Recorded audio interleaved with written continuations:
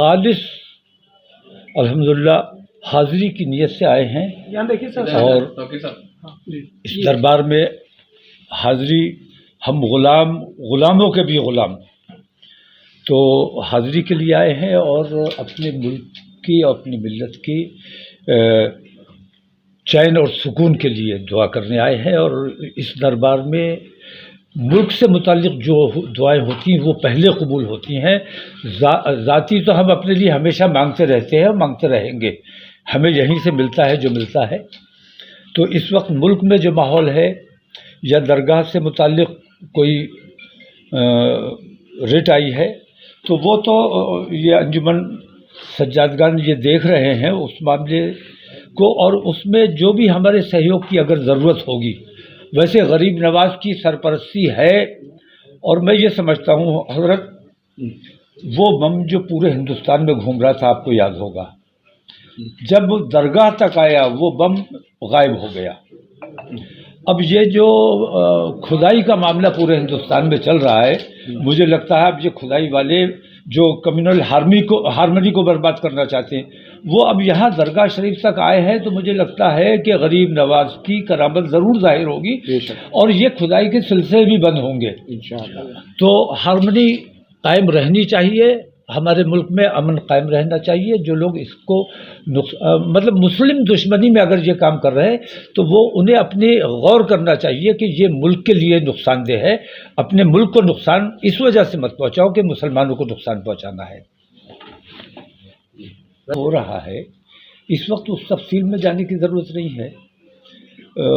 कुछ गैर कानूनी कुछ काम हो रहे हैं और वो इसलिए नहीं है कि उन्हें खुदाई असल में करवाना है। असल में वो जो मुल्क में कम्युनल हार्मनी है उसको तोड़ना चाहते हैं, उनका असल मकसद ये है।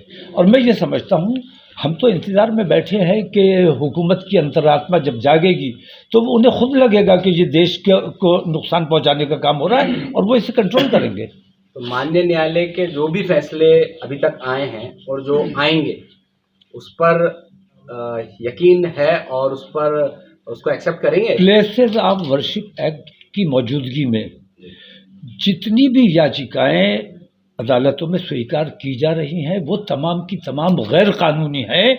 ऐसे तमाम मुकदमात को पहली फुर्सत में अदालतों को बर्खास्त कर देना चाहिए और जो ऐसे याचिका करता हैं उनको पनिश किया जाना चाहिए, उन पर जुर्माना आयद किया जाना चाहिए। तो आपका कहने का मतलब अजमेर की निचली अदालत के जो मजिस्ट्रेट हैं उन्होंने अजमेर शरीफ से मुताल्लिक बात आप करेंगे। मुझे अजमेर शरीफ तक ये लोग आ गए, मुझे बहुत सुकून है कि अब हमें पूरे हिंदुस्तान को आराम हो जाएगा। अजमेर शरीफ वाले बैठे हैं तो हमें कोई डर नहीं है। मुझे यकीन है कि अब पूरे हिंदुस्तान को आराम मिल जाएगा। अब गरीब नवाज तक बात आ गई है, अब गरीब नवाज खुद देखेंगे और मैं समझता हूं कि हिंदुस्तान में जो माहौल बिगाड़ा जा रहा है वो खुद ब खुद ठीक होगा। संभल वाली घटना पर आप क्या कहना चाहिए? संभल में जो हुआ है दुनिया के सामने है और जो बेईमानी हुई है, जो हत्याएं की गई हैं और वहाँ जो पाबंदी लगाई गई है वहाँ जाने पर, वो इसीलिए लगाई गई है ताकि वहाँ जो इन्होंने बेईमानियाँ की हैं उनको किसी तरह से मेकअप कर पाएँ। और अब एक खोका मिल गया है कि मेड इन अमेरिका है या क्या है, पाकिस्तान से भी कनेक्शन जो, तुम भाई कहीं से भी कनेक्शन जोड़ दो, हम सच्चे हिंदुस्तानी थे और हैं और रहेंगे। हम अपने मुल्क के मफाद में सोचते हैं और अपने तमाम हिंदुस्तानियों को अपना भाई समझते हैं। तो हमारा कनेक्शन कहीं से नहीं है। हमारे जो बच्चे कत्ल किए गए हैं वो पुलिस ने संभल को आग में झोंकने के लिए पुलिस ने जानबूझ के उनका कत्ल किया है। वो तमाम बच्चे हमारे शहीद हैं और उनको इंसाफ मिलना चाहिए। वहाँ की उचित स्तरीय जांच होनी चाहिए और जांच तब तक मैं समझता हूँ कि ईमानदार नहीं हो सकती जब तक वहाँ के अधिकारी वहाँ से नहीं हटाए जाएंगे। अधिकारियों का तबादला वहाँ से करके नए अधिकारी होंगे तो जांच का कोई मतलब है।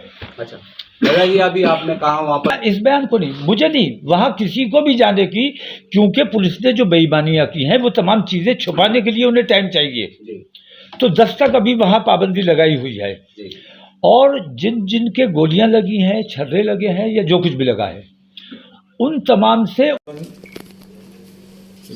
सैयद राजगन खुदा में ख्वाजा के लिए पूरे हिंदुस्तान की तमाम दरगाहें गरीब नवाज के गुलाम है। तमाम हिंदुस्तान की दरगाहें नहीं बल्कि पूरी दुनिया में जो अकीदत रखने वाले पूरी दुनिया के लोग इस वक्त गरीब नवाज की तरफ देख रहे हैं और पूरी दुनिया की तमाम दरगाहें अजमेर शरीफ के साथ हैं और तमाम मसालिक अजमेर शरीफ के साथ हैं।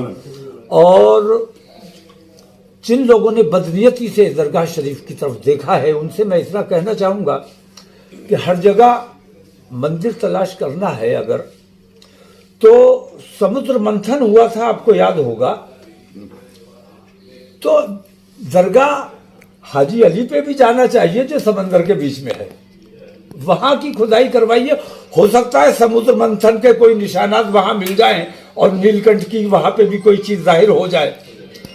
इस किस्म की जो चीजें चल रही हैं ये हमारे देश के लिए बहुत घातक है। बहुत शुक्रिया आप लोग।